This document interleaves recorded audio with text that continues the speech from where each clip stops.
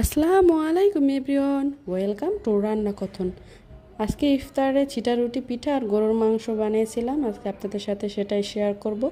চিটা রুটি পিঠা এর আগে আমি না বানালেও আজকে বানানোর চেষ্টা করলাম। গরুর মাংস আর চিটা রুটি পিঠা বরাবরই আমার পছন্দের একটি খাবার। আমাদের বাসার প্রায় সবাই এই পিঠা পছন্দ করে, কারণ মিষ্টি ছাড়া আমাদের বাসার কেউ মিষ্টি ততটা পছন্দ করে না।